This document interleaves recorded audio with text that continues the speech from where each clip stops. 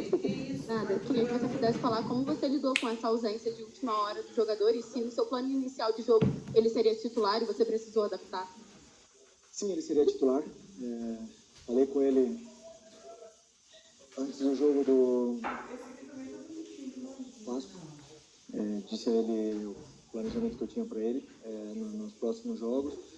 Como eu falei para vocês, é um jogador muito importante para mim. É um jogador muito especial, tem todas as qualidades e características que eu gosto.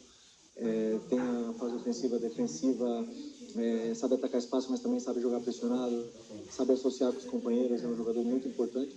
Infelizmente ele sentiu uma dorzinha no joelho diferente aí, que vamos ter que esperar a análise dos exames para ver o que realmente aconteceu. Acho que além do treinador que ficou triste de não poder utilizá-lo, ele mesmo foi o que mais sofreu com essa não possibilidade de jogar na casa dele, no país dele, contra a LDU. Sei que ele queria muito, ficou muito frustrado e triste e chateado por não poder jogar, mas espero que ele possa se recuperar pronto, porque ele sabe disso, que ele é muito importante para mim e para a equipe. Felipe, boa noite. Queria que você fizesse uma avaliação da partida e da própria postura do Flamengo. Eu conversei com alguns torcedores da LDU que se mostraram surpresos e alguns até irritados pelo fato de que a equipe da casa se impor, não conseguiu o domínio efetivo da partida, né? Bom, boa noite. Eu vim jogar no Equador algumas vezes, né? E sempre é muito difícil jogar no Equador, não, no Equador, mas na altitude. E sempre é muito difícil. Eu também já venci um jogo aqui, mas sempre é um jogo muito complicado, porque todo o contexto é diferente. A bola é muito mais rápida, os domínios eles escapam do pé, às vezes o jogador está acostumado a dar um passe na frente e ela vai embora, porque ela não freia, a bola vai embora. Então, conversei bastante com os jogadores e optamos por um plano de aproximação, de passes mais curtos e principalmente saber que o adversário também cansa e também corre, também tem que correr na altitude, por mais que eles estejam adaptados, estejam já totalmente aclimatados aqui, mas fazer eles correrem atrás da bola frustra e cansa, e eles não podem fazer o volume que eles costumam fazer na casa deles. Eu assisti desse ano praticamente todos os jogos deles, e em casa é impressionante o volume que esse time tem, né? Eu também analisei os times que jogaram aqui com linha de 5, sofreram muito porque eles conseguem te afundar para dentro da tua área, e com um número de cruzamentos muito altos e chutes de fora da área, rebotes, e principalmente o Arce, né, que é o cabeceador tão poderoso nesse jogo aéreo, eles acabam te empurrando e você acaba não conseguindo sair, né? Então, às vezes, dá uma falsa sensação de que o espaço está ali, mas você acelera, acaba perdendo a bola, tem que correr atrás da bola, isso depois do segundo tempo se nota muito. E, então, eles fizeram uma pequena mudança, jogaram com 2 volantes, eu esperava que eles dessem um 4-3-3, e optaram por individualizar no Arrascaeta, né? Com o volante, mas o Arrascaeta praticamente o jogo todo. Mas isso nos dava a possibilidade de sair. O difícil era também acelerar, porque, como eu falei, cada passe no espaço ela vai embora. Por exemplo, o Gerson recebeu uma perfeitamente e o passe era perfeito para o Everton se fosse no nível do mar, mas aqui acelera, ela vai embora. E isso os jogadores entenderam rápido com o treino de ontem, com o jogo de hoje, então optaram por ter um jogo mais de controle o tempo todo e esperar pelas chances aparecerem, pela atração do adversário na pressão da bola. Tivemos oportunidades, né, de finalizar, de chegar perto da área, depois não conseguimos fazer, mas pelo que eu vi, principalmente no jogo do Táchira, é que ele dominou todo o segundo tempo e foram mais de 15 cruzamentos na área. Aqui foram só os últimos, se não me engano, 5 ou 10 minutos, 10 minutos. Então eu acredito que tenha sido um jogo importante, muito bom dos meus jogadores. Eu estou muito orgulhoso do esforço que eles fizeram, porque é muito difícil jogar. Boa noite, Rafael, da TV Globo. Eu queria até pegar esse último gancho que você disse sobre a opinião que você teve do desempenho dos atletas, né? Se dentro do que pensou de estratégia, do que você pediu para eles, se você acha que eles conseguiram responder bem ao que estava combinado, e também se fisicamente os jogadores, na sua opinião, conseguiram se adaptar a essa condição, se alguém precisou de alguma ajuda extra, de repente, no intervalo. Se puder falar um pouco para a gente como é que foi seu ponto de vista sobre isso. Obrigado. Bom, primeiro, o jogador, eu acho que só o Bruno, né, que pediu auxílio de oxigênio. Mas, assim, todos sentem, todos... só que, assim, eu peguei os dados do ano passado, dos jogadores que sentem menos ou que sofrem menos. Então, a função defensiva mais importante do time hoje tinha o Gerson, que era o encarregado de pressionar o zagueiro alto e também ajudar o Wesley dentro da área. Então, ele tinha que fazer um esforço muito grande. E ele fez de uma forma incrível esse esforço. E depois, com a bola no pé, é um jogador que não perde a bola, né? Um cara que cria muito jogo. Então, assim, o Gerson foi realmente o sacrificado, talvez na parte física, pela equipe. Mas depois, por exemplo, fisicamente, o Eric e o Everton, impressionante. Sim, o Everton estava bastante tempo sem jogar, correu o jogo todo, não errou quase nada, cobriu um campo, assim, cortou muita bola perigosa. É um jogador, eu sei que a torcida às vezes pega no pé, mas é um jogador muito importante. Ninguém é titular da Copa do Brasil por acaso, né? E fazendo o jogo que ele fez, então eu confio muito nele, fiquei muito feliz pelo jogo dele, fiquei muito feliz pelo jogo do Ayrton, já contra o Vasco hoje. São jogadores que precisam dessa confiança, precisam se sentir confortáveis dentro do campo. E, assim, a nível geral, eu fiquei feliz com o desempenho de todos eles. Não posso dizer que que não gostei. Felipe, boa noite. Dada todas as dificuldades que tinha, questão da altitude, você perde o Gonzalo Plata ali, hora antes do jogo, era um jogador que, talvez do seu grupo, seria o mais adaptado a jogar aqui, fez base no Independente Del Valle, apesar de não ser daqui de Quito, mas jogou por muito tempo. Quando joga na seleção, joga aqui. Você perde um jogador importante hora antes do jogo. Você não tem o Pela Cruz, que também é uma peça-chave ali no meio campo. Você não tem o Alexandre, que é um jogador experiente na lateral.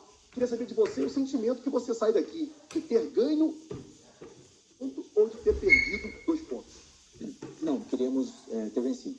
Era importantíssimo essa vitória, né? Porque nós mesmos nos colocamos nessa situação de perder o jogo em casa contra o Central Córdoba, onde, claro que agora temos que tentar, agora e sempre, o Flamengo tem que entrar para vencer todos os jogos sempre, né? Mas, dadas as circunstâncias da dificuldade que é jogar aqui, não pelos desfalques, porque pode ser que a torcida ou até vocês da imprensa não tenham a confiança plena, mas eu tenho confiança plena nesses jogadores que entraram hoje. E eles oscilam, mas eu confio na qualidade e no talento que eles têm, por isso que eles estão no Flamengo. Então, não pelos desfalques, mas sim dadas as circunstâncias da dificuldade que é jogar com a LDU, nos deixa vivos para poder continuar buscando nossa classificação aí nessa fase de grupos, que é o objetivo.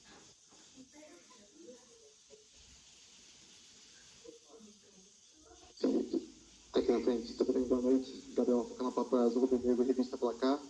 Felipe, hoje você fez seu primeiro jogo como técnico na altitude, né? Você já atuou algumas vezes como jogador, seu primeiro jogo hoje. Eu queria que você falasse quais foram as principais diferenças na sua preparação, né? A gente sabe que a sua preparação provavelmente começou depois do jogo contra o Vasco, né? Que você gosta de sempre preparar o próximo jogo. Quais as principais diferenças que você encontrou de ser um técnico e ser um jogador na altitude? E se puder falar também um pouquinho sobre o Ayrton Lucas, de novo, que fez uma excelente partida, sendo muito elogiado nas redes sociais. Obrigado. Cada entrevistador quase a primeira vez em alguma coisa, né? Primeira vez no Brasileiro, primeiro na Libertadores, primeiro na altitude, treinador jovem assim. Mas estamos aí para isso, para evoluir, continuar aprendendo e melhorando. Mas,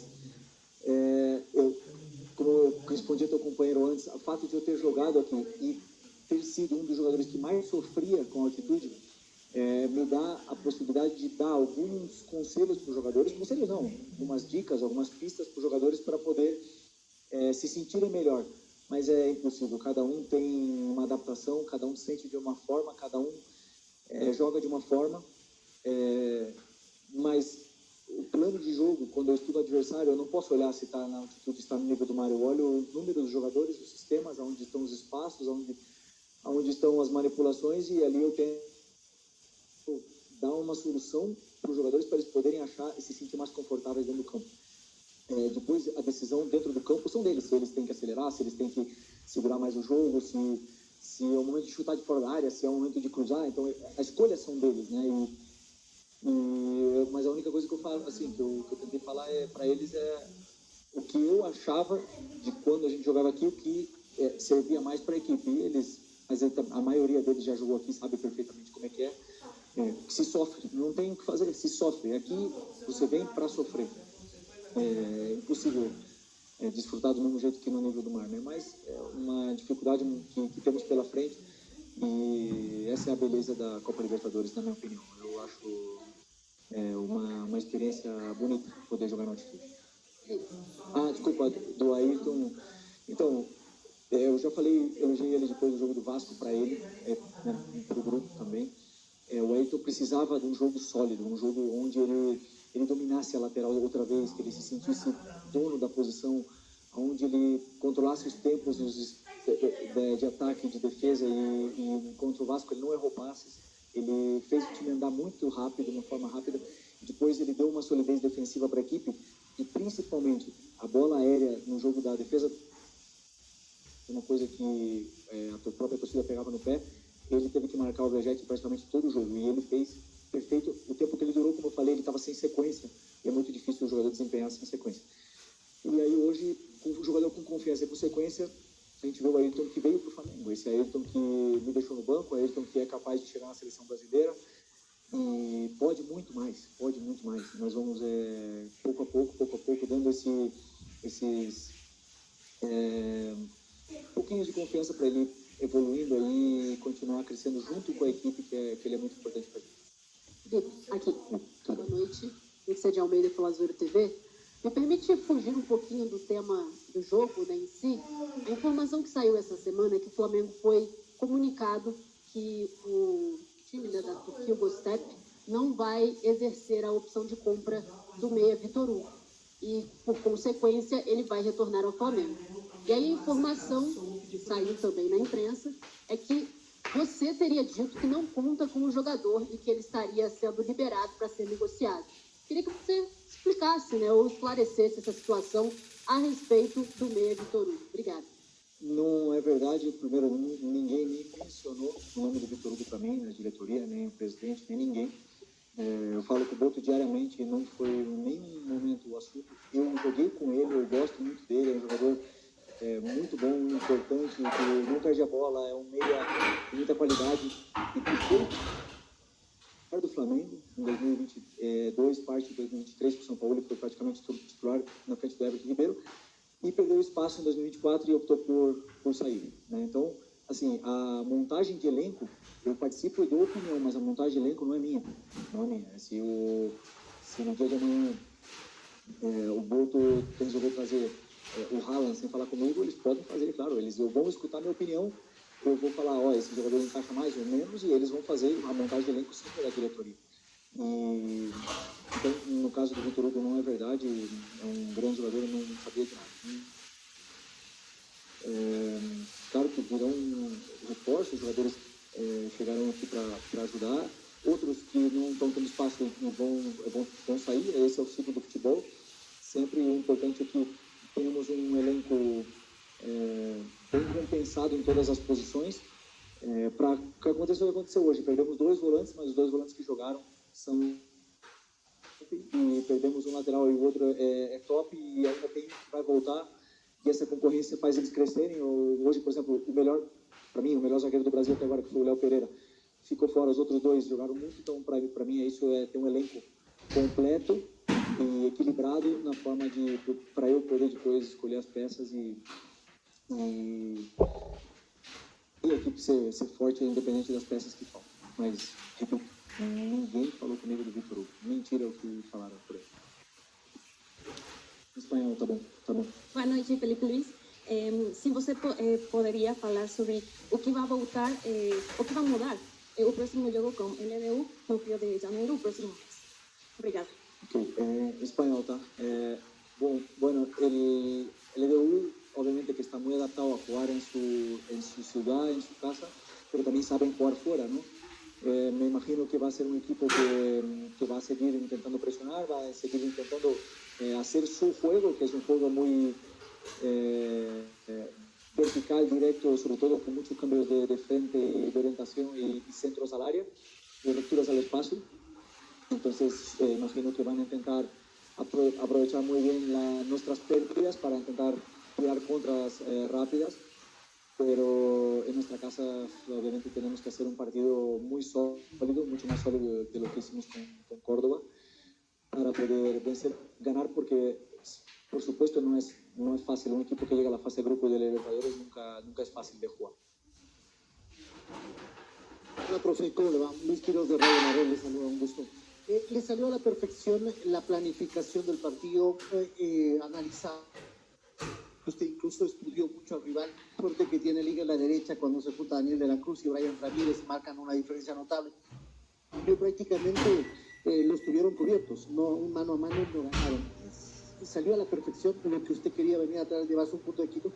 Bueno, a nivel defensivo fue un partido muy sólido, sí. No, yo no quería venir aquí a ganar un punto, yo quería ganar 3. El plan de partido a nivel defensivo estuvo muy bien, sobre todo porque la línea estaba muy valiente, estaba alta, dejábamos pocos espacios entre líneas.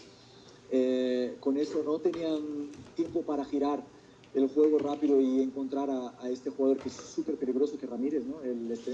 Me encantó, me parece buenísimo. Tiene muchísimas asistencias, el lateral también. Y creo que es joven, ¿no? El lateral, si no me equivoco, es muy joven. Tiene mucho más margen de mejora aún. Y sabíamos de eso, entonces yo creo que al adelantar bien las líneas y los jugadores tuvieron mucho coraje para jugar altos, no dimos los espacios y los tiempos para que ellos pudieran asociarse, entonces tuvieron que hacer un juego más directo y ahí nuestros centrales se sintieron cómodos en esa situación y conseguimos acelerarles, ¿no? El juego. Luego, cuando bajamos un poco, no estábamos tapando bien los pases por dentro y estaba entrando por dentro y ahí no dábamos tiempo de nuestra defensa a salir y ganar metros y eso nos hundió un poco los últimos 10 minutos y ahí se les vio lo peligroso que son, ¿no? Porque con ese volumen de tirar centros y los rematadores que tienen dentro del área siempre es complicado defender, pero yo me imagino que el plano a nivel defensivo estuvo muy bien y a nivel defensivo estuvo bien, pero puedo mejorar. Okay. Profe, ¿cómo le va? Buenas noches. Ahora este punto, ¿cuánto le puede servir para esta recta final? Ya se viene el cierre de los grupos. En Brasil está prohibido volver a perder como sucedió contra Central. ¿Cuán importantes son esos dos partidos que le quedan frente a Liga y también al Táchira ya como dueño de casa? Una buena noche, profe. Buenas noches. Bueno, nosotros no estamos en una posición cómoda, la verdad, en este grupo, ¿no? Estamos con 4 puntos, estamos por detrás de LDU. La verdad que tenemos 2 partidos en casa, pero tenemos un partido fuera contra Córdoba que no va a ser fácil. No es ninguno de los 3 va a ser fácil. Pero creemos que con nuestro equipo, con nuestro modelo, vamos a poder pasar, que el objetivo es pasar. Si es en primero, mejor, pero el objetivo es pasar de fase de grupos porque es un calendario muy apretado, un calendario muy exigido, donde tenemos muchos viajes, muchos partidos seguidos. Venimos jugando ese es el 4º partido en 12 días que tuvimos. Entonces los jugadores hicieron un esfuerzo muy grande y tendrán que seguir haciéndolo para que podamos pasar, que es el objetivo, llegar a la fase de octavos, ¿no? Y después ahí ya intentar llegar lo más lejos posible de esa competición que es tan bonita y tan especial. Pero seguro que no va a ser nada fácil ganar en Río porque, como dije a tu compañero antes, si está en fase de grupo de Libertadores es porque tiene mucho mérito y porque ha conquistado su plaza ahí, porque tiene buenos jugadores, así que vamos a intentar seguir mejorando para cumplir nuestro objetivo. ¿Okay? Buenas noches.